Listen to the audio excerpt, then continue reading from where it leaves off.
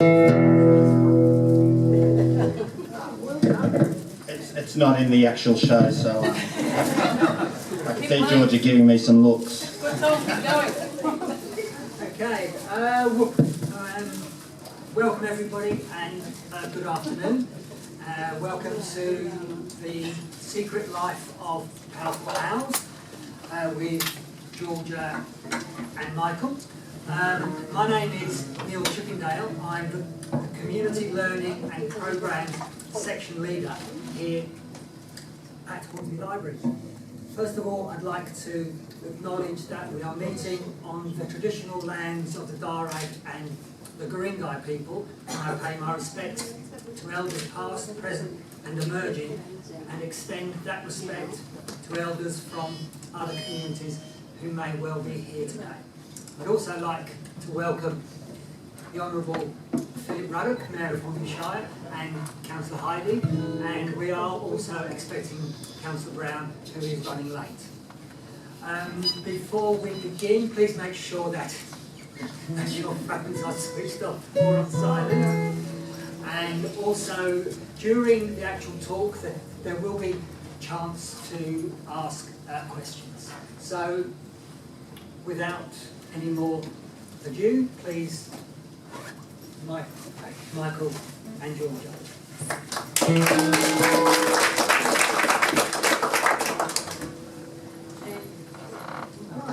Woo-hoo, everybody. Thank you for coming along today. And I'd also like to thank Neil for his introduction, and also to Melanie and Taryn, who've been looking after us at the library today. In particular, Mayor Ruddock and Councillor Heidi for coming along, and also to Councillor Brown when he arrives. We've got a special guest today, too, in fact. We have Dr. Beth Mott from BirdLife Australia, the Powerful Owl Project Officer. And we also have Deb Fleet from Sydney Wildlife. Of course, we are raising money for today. I just wanted to mention that we are going to be taking some photographs and videoing the presentation today. Ken is our photographer, videoer extraordinaire. So if you're camera shy, stay away from him. We will be using the photographs on social media and hopefully local media to promote the cause of the powerful owl and Sydney wildlife. So, here we are, and we hope that in the next hour and a bit that the secret life of powerful owls will be revealed. We'd also like to acknowledge the Darug and Guringai peoples and the Wallamita people, which is where we come from in Forest Creek Valley. So we pay our respects to their elders past, present and emerging. We're going to kick off with a song written and performed by Michael Bianchino. This is Mikey the Powerful Owls theme song, Mikey's Hollow. Over to you. Okay. Yeah, so that's Mikey there with his first prey that he caught, and this is his family. So, so this song's basically about Mikey and not just the Powerful Owls, but a lot of people in the Beecroft and Cheltenham area that do a lot to preserve the habitat, and they'll know who they are in the song.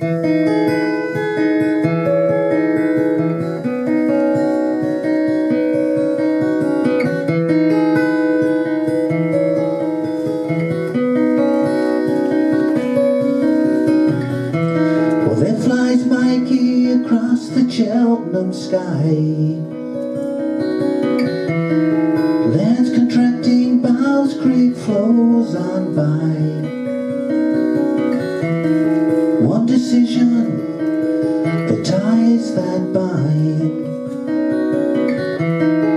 Ruthless adventures repay them in kind. Powerful owls in Bowles Creek Valley, from a stone cliff face to Whale Rock, we'll lament the fauna's independent fate in a pseudo-biodiversity crowded nightmare state. Mayfly Sheba with fish cake in pursuit. Across the night sky holding their love and blue. Bare tree hollows, families gather at dawn, singing love songs as Mother Nature mourns. But you and I, well, we tried so hard to warn the people who dealt the losing cards.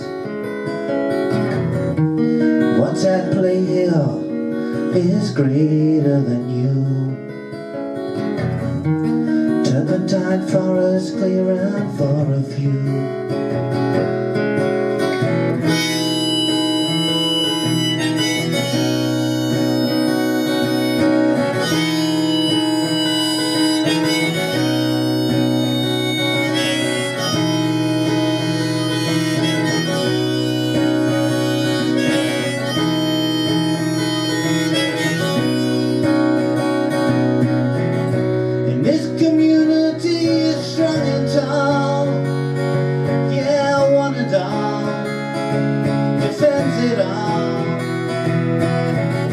In this community stands proud and tall. Yeah, one and all defends it all. Ooh.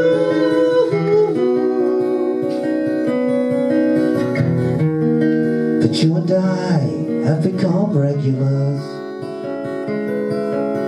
We stand for the voiceless voices near and far.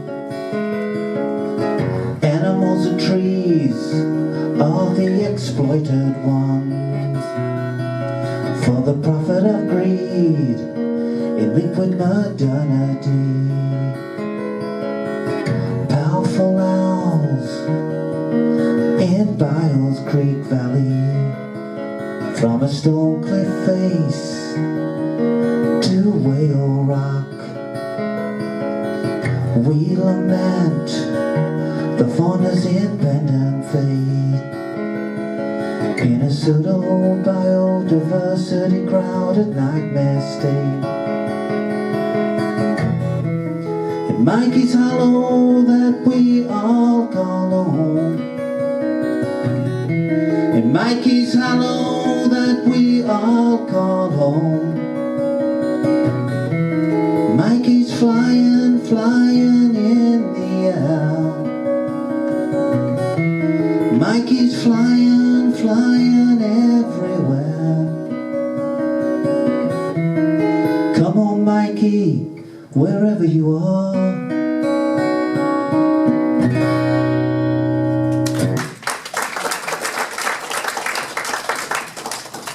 Thank you, Michael. So we're splitting our presentation into 3 parts today. Part 1, we're going to talk about Mikey the Powerful Owlet and his family in Biles Creek. Part 2, we'll have an amazing rescue, rehabilitation and release story presented by Dr. Beth and Michael. And Part 3, some takeaways that you can do to help our vulnerable powerful owl family.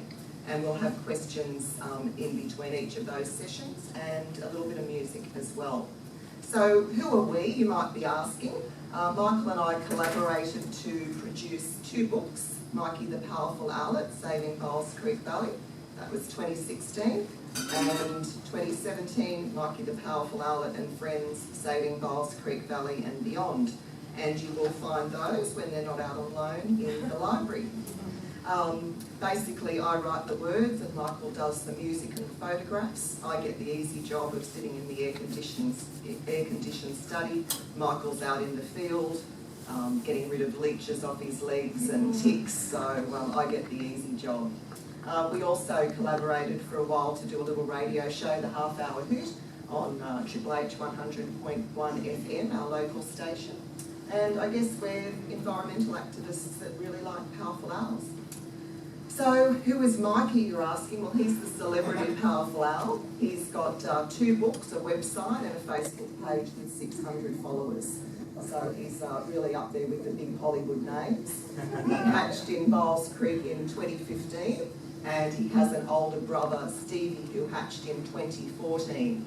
His mum, Sheba, and Solomon, they breed quite well, and he's got younger siblings. They seem to throw out a pair or one or two each year. Georgie and Porgy, Archie and Abby, Bethany, and then Coco and Cosmo, who is sadly deceased. There are lots of powerful owl families in the area, and you can see their names there, from Whale Rock to Terry's Creek, Cumberland State Forest, and Henry and his family in Hornsby Quarry. So Bowles Creek, if you're not familiar with it, it's about 350 hectares of what we describe as ecologically significant land on the border of Epping, Cheltenham, Beecroft and Pennant Hills. We're pretty lucky to have it there because it's only 25 k's from the city. And it was named after Marie Byles, who was a conservationist and in fact the first female solicitor to practice in New South Wales, which back then was a major achievement for a woman, being International Women's Day tomorrow. And she founded the Beecroft Cheltenham Civic Trust and donated her home, Ahimsa, in Day Road, Cheltenham, to the National Trust. Okay, so where do they live apart from Bowles Creek? They live along the coast and inland slopes and ranges of the Great Dividing Range. So from southeast Queensland, basically through New South Wales, into Victoria and the tip of South Australia. We don't really know the population, but it could be as low as 5,000. And if you looked at the first slide about the bushfires, a third of their habitat at this stage is known to have been destroyed. And it's easy to say, well, they can just fly off somewhere else. Well, they can't, because they roost in old growth trees. So it's not that easy. BirdLife Australia's Sydney Powerful Owl project team monitored 214 territories in the Sydney Basin last year. And most importantly, science predicts that it takes 2,000 individuals of a species for that species to survive into the future. So they're a bit on the brink. In New South Wales and Queensland, they're just described as vulnerable. In Victoria, they're endangered. So we don't want to see that tip further into extinct. So some vital statistics, scientific name Inox strenua, and they are part of the hawk owl family. They're the largest owl in Australia, and they only occur in Australia, even though they've got distant relatives in America, like the great horned owl, for example. They're a raptor, or bird of prey, and interestingly, the collective name for owls is Parliament, and it's great that we have some of our local Parliament here today. In terms of wingspan, or height, I'll just put my goggles on. The height of a powerful owl is 65 centimetres, and the tail is about 28 centimetres. Additional to the height? No, included in.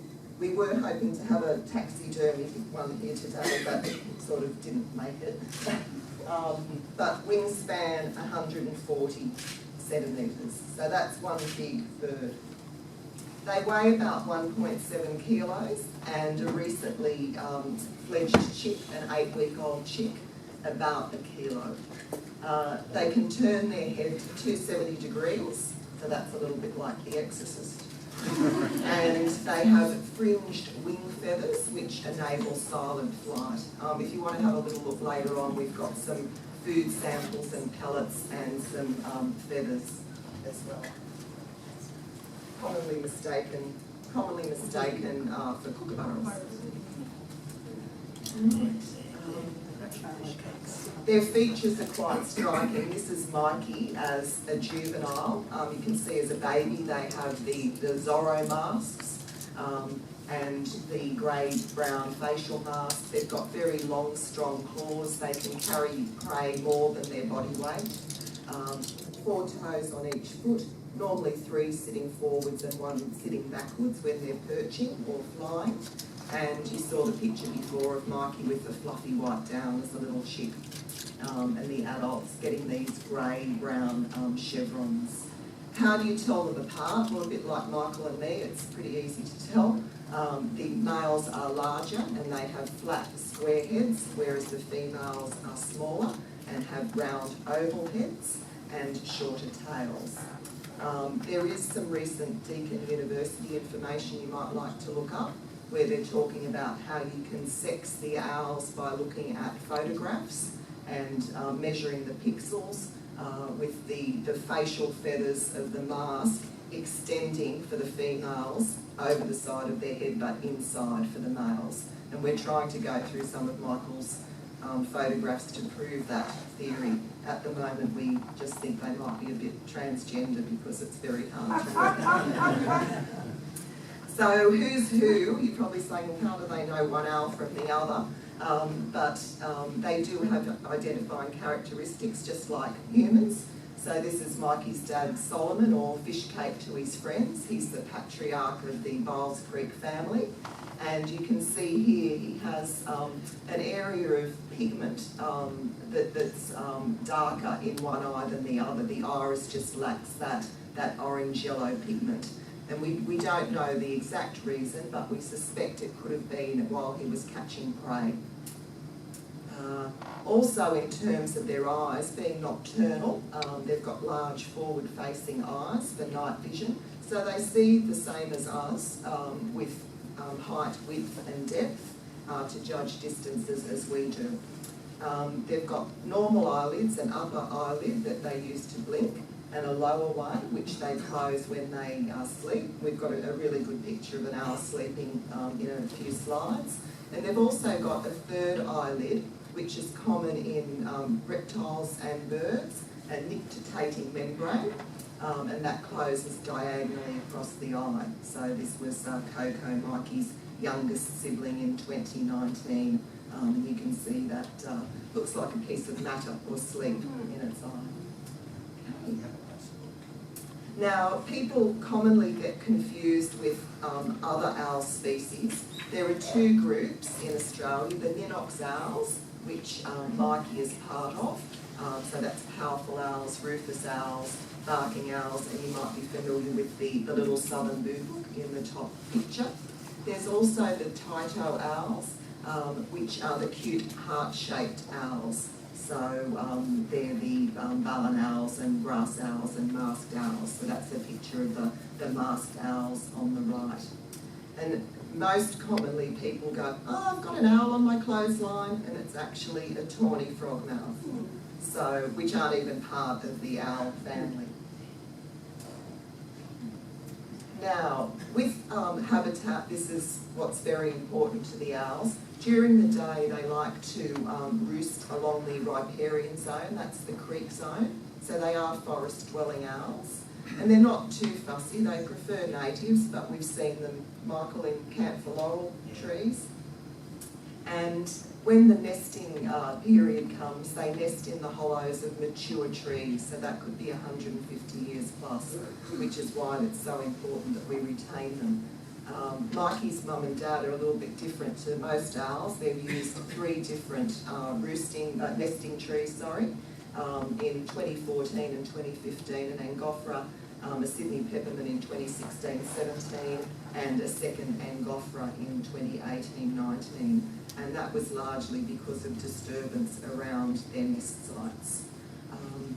These sites, nests are very large, their own little ecoclimate inside, so 100 centimetres in diameter, can be up to 200 centimetres deep, and at least 10 metres off the forest floor. Some have historically been recorded at up to 40 metres. And you can see inside, Michael actually climbed up an extension ladder to grab this photo, risking life and limb. And you can see that the male owl fills the hollow with decaying debris and leaf litter for the nesting period. Okay. With their diet, they are an apex predator, so they're at the top of the food chain, and the powerful owl sadly will consume 250 to 350 ring-tailed possums a year. That's their favourite food. They will also eat flying foxes and a range of other birds and insects. So normally arboreal or tree-dwelling animals and birds, but they're not.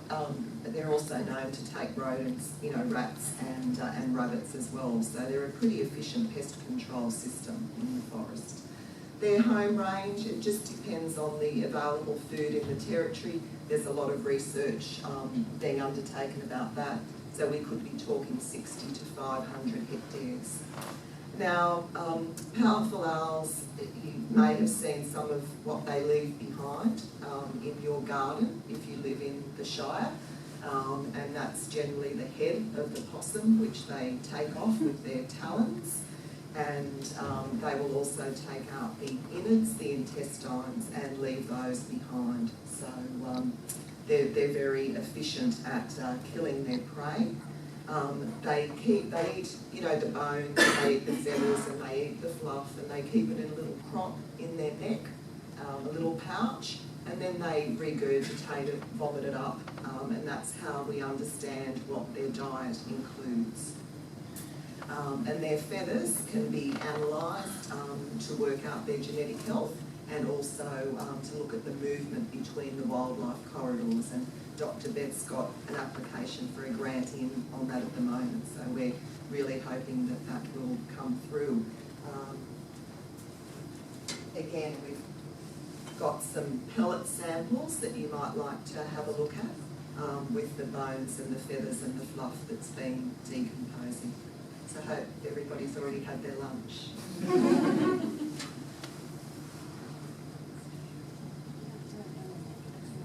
Now, breeding, this is the sealed section, if anybody gets a little bit offended. So, March, April, May is the time that you will hear them mating. And they're monogamous, so they do plan to mate for life unless something happens to their partner. And the lifespan, again, an estimate of 30 years or more. And they're known, as I said, for their nest site fidelity, coming back to the same nest hollow each year to produce, unless they're disturbed. The females generally lay 1 or 2 eggs, sometimes 3, but rarely, and they're laid up to 4 days apart. And these eggs are very much like a chicken or a hen's egg. And as I said, the breeding practice starts in March and April and occurs in May. So I'll just play the powerful owl calling.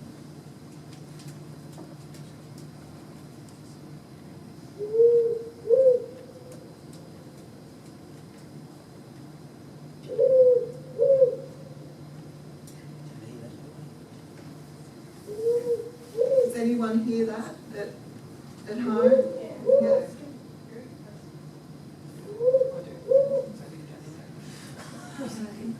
So with incubating, that lasts for around 38 days in May and June, where the female keeps the egg at the right temperature. And as I said before, they're about the same size as a regular hen's egg. And during this time, the male does all of the hunting and brings the prey to the female each afternoon at dusk. And she'll spread her wings and have a bit of a stretch of her wings, have something to eat, and pop back into the hollow. And both parents are very protective at this time. And that was the photo I was mentioning before. This is Sheba with a flying fox. It looks like she's holding an umbrella out, but it's actually a flying fox. And that's her actually sleeping with her eyes shut, until Michael tried to disturb. There we go. I'm very good. He's very good.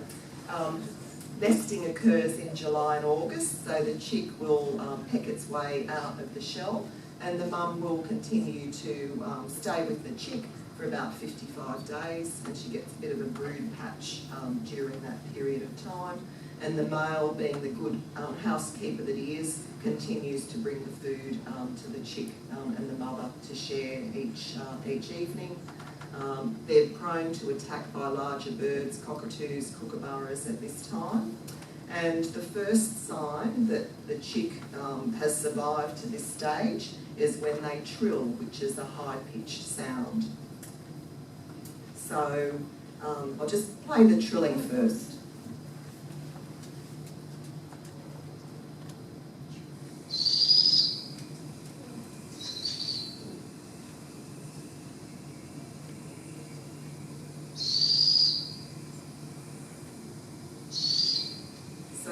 So that's the first sound of the chick, and it's basically saying, "Mum, Dad, where's dinner? I'm getting hungry." And they do this, you know, right through their adolescence as well. In terms of fledging, that's about 4 weeks after the bird appears at the nest and starts trilling.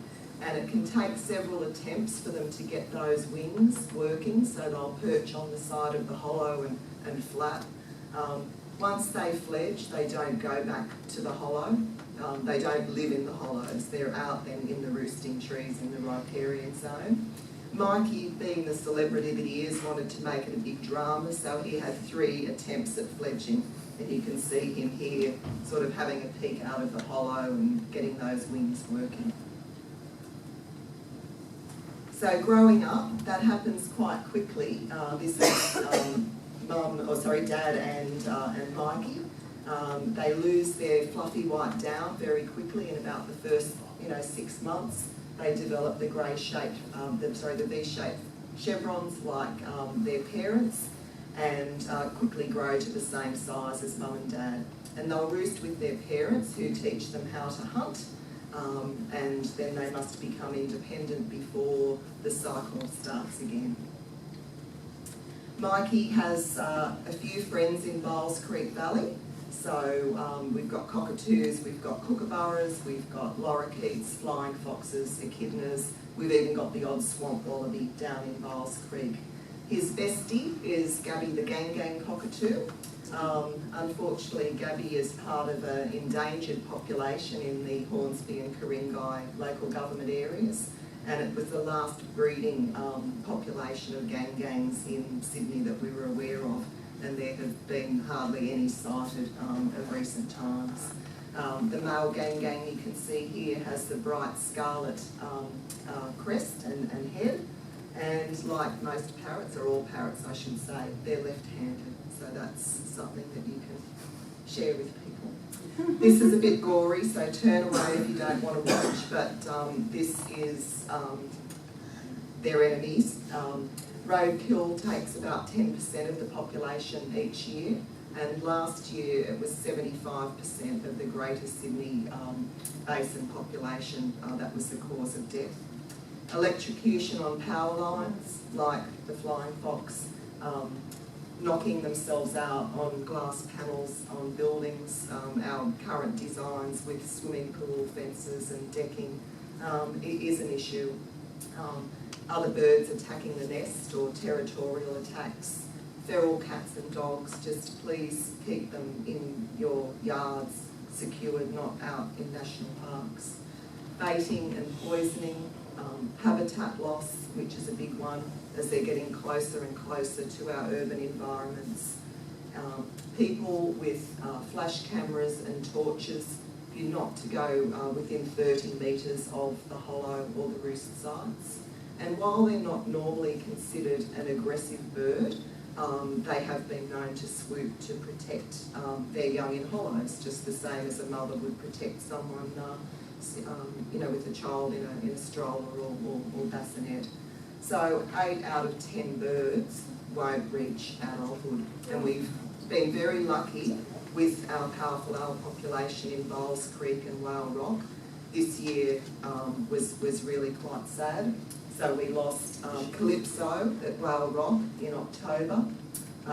Then we lost Axel from the Beecroft Reserve in November through a car at roadkill.